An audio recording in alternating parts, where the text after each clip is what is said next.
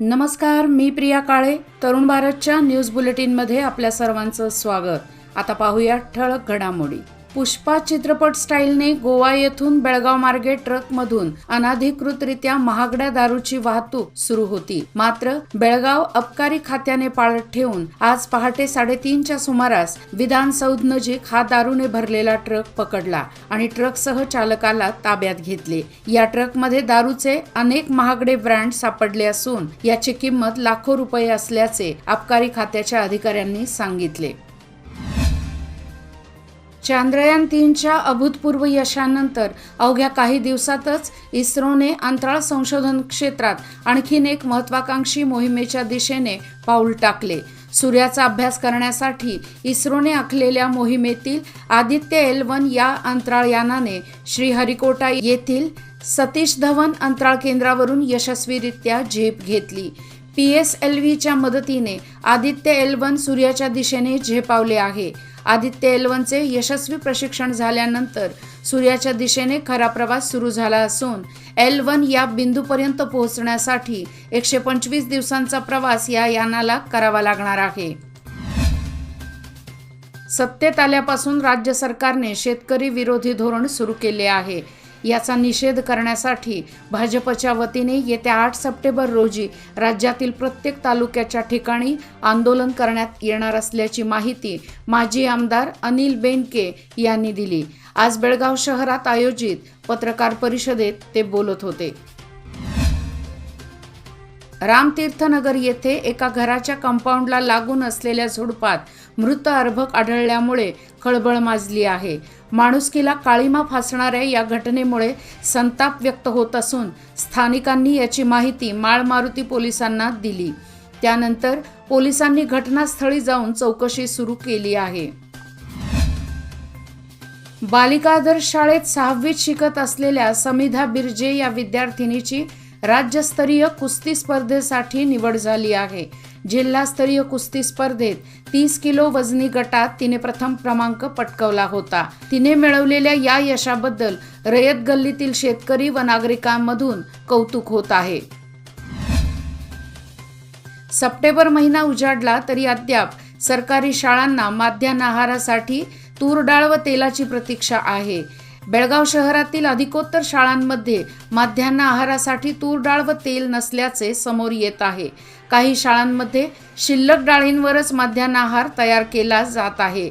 त्यामुळे पोषण आहाराच्या वितरणाबाबत प्रश्नचिन्ह उपस्थित होत आहे.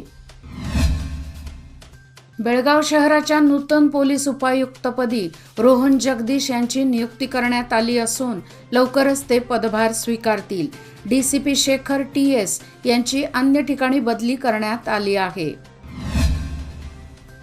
घरगुती गणेश मूर्ती विक्रीसाठी दाखल झाल्या असून अनेक गणेश भक्तांनी त्या बुकिंगही केल्या आहेत.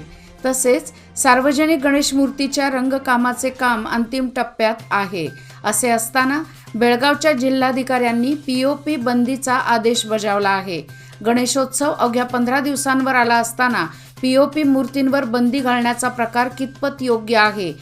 तसेच जिल्हा प्रशासनाला उशिरा सुचलेले शहाणपण नाही का, असा प्रश्न उपस्थित केला जात आहे.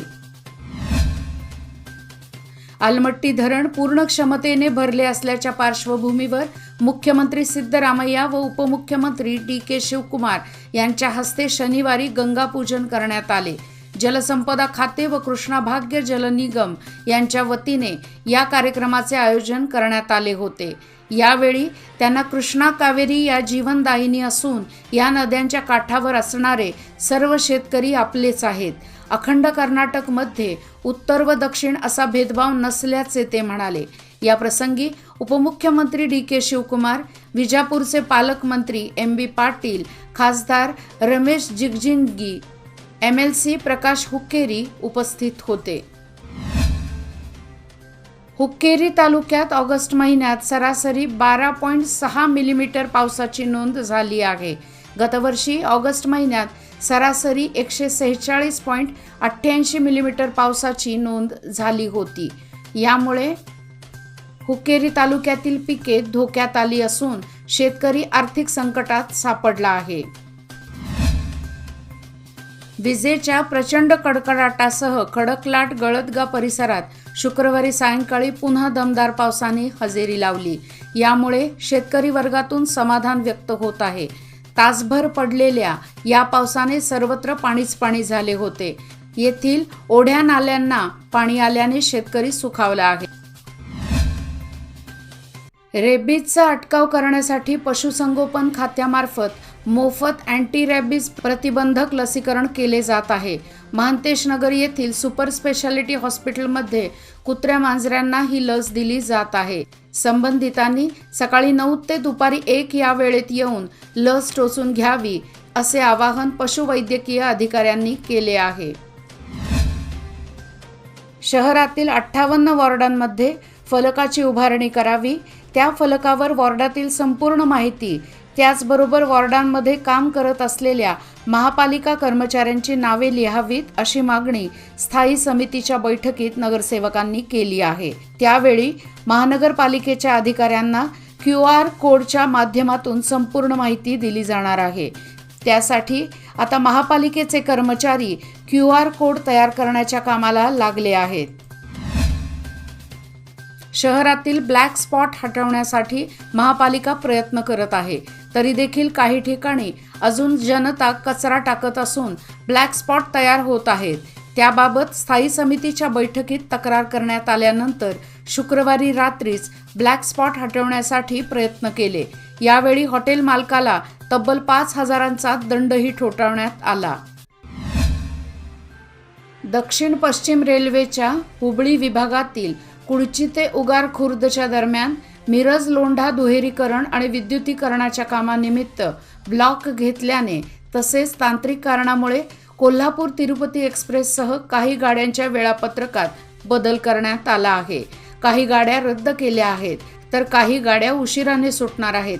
याचा फटका भक्तांना बसणार आहे। रस्ता ओलांडताना पाण्याच्या टँकरच्या धक्क्याने वृद्ध महिलेचा जागीच मृत्यू झाल्याची घटना उद्यमबाग येथे आज दुपारी घडली। जैरुनबी मोहम्मद साब चौधरी असे मृत वृद्ध महिलेचे नाव आहे। बेमको आणि मजगाव क्रॉसच्या मध्ये हा अपघात झाला आहे। याचबरोबर आजचे बातमीपत्र इथेच संपले।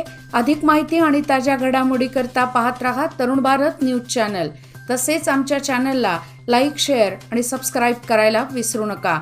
आणि विश्वासार्ह बातम्यासाठी दररोज वाचा दैनिक तरुण भारत। धन्यवाद।